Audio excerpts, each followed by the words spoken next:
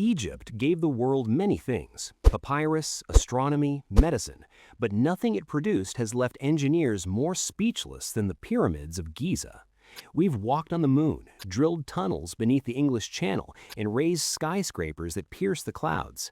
Yet a 4,500-year-old pile of rocks in the desert still makes our best architects sweat. So here's the question that keeps engineers up at night. Could we actually build a pyramid today? The short answer is yes, but the real answer is far more humbling than you'd expect. Let's get the numbers straight, because they're staggering. The Great Pyramid of Khufu stands 147 meters tall, roughly the same as a 40-story building. Its base covers about 13 acres, or 10 football fields side by side. It's constructed from approximately 2.3 million individual stone blocks, each one roughly the size of an SUV.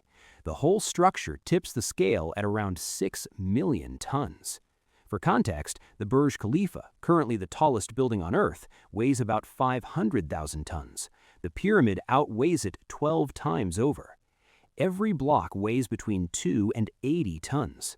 Some of the granite beams inside the burial chambers were hauled from Aswan, over 900 kilometers away. Before a single stone gets placed, you need land that can hold 6 million tons without flinching. That's the equivalent of stacking 6 million cars on top of each other. Ordinary soil won't cut it.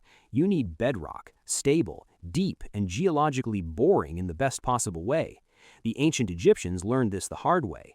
Khufu's father, Pharaoh Sneferu, built the bent pyramid, and halfway through construction, engineers realized the ground wasn't stable enough to support the original angle. The slope had to be changed mid-build. The evidence of that mistake is still visible today. So step 1 is acquiring the right land, roughly 13 acres in an area with solid tectonic support. If we're working in the Giza region, land acquisition and permits alone would run somewhere between $100 and $120 million. Then comes deep ground scanning, sensors probing 200 feet down to map fault lines and water tables, ensuring the structure can survive seismic activity. Add another $5 million. The foundation itself would require roughly 500,000 tons of reinforced concrete, laser-leveled to millimeter accuracy. Why so precise? Because a 1 millimeter error at the base compounds into a 15 centimeter lean by the time you reach the top.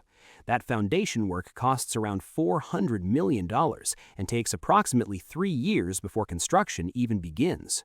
Running total before a single stone is placed, $525 million. This is where the project becomes almost absurd in scale. You need 2.3 million blocks of limestone and granite. Modern stone cutting facilities running at full capacity can process around 100 large blocks per day. At that pace, cutting all the stone for one pyramid would take 63 years. To compress that timeline to 5 years, you'd need approximately 250 industrial cutting machines operating simultaneously. The machines alone would cost hundreds of millions of dollars.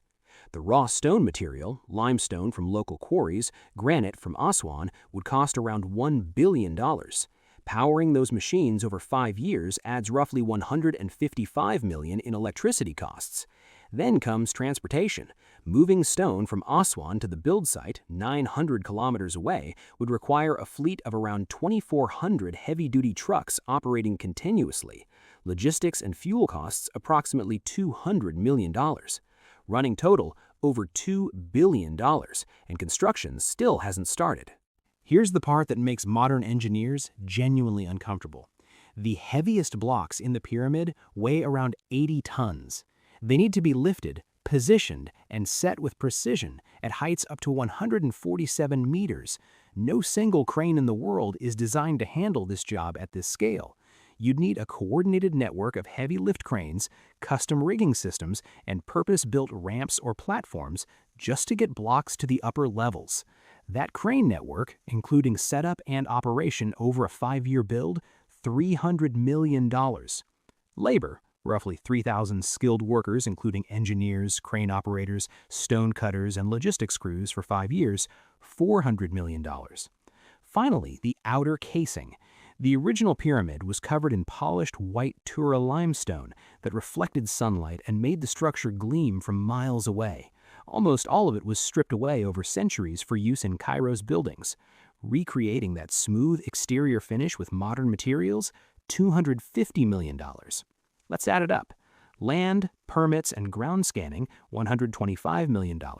Foundation, $400 million. Stone cutting and materials, $1.35 billion. Transportation, $200 million. Cranes and lifting systems, $300 million. Labor, $400 million. Outer casing, $250 million. Total estimated cost, approximately $3 billion. And that's a conservative estimate. It doesn't account for taxes, environmental permits, power infrastructure, project management overhead, insurance, and the inevitable delays and cost overruns that come with any mega project. A realistic figure could push well past $5 billion. Because we have no reason to do it. The pyramids weren't just construction projects, they were acts of religious devotion, national identity, and political power compressed into stone. Tens of thousands of workers showed up not because they were forced to, but because building a god-king's tomb was considered sacred work. In today's world, $3 to $5 billion builds hospitals, highways, power grids, and schools. Spending that on a decorative tomb with no functional output is a genuinely hard argument to make, even as a cultural monument. We could build a pyramid. The technology exists, the machinery exists, the materials exist. What doesn't exist is the will, the purpose, and frankly, the cultural context that made the original possible.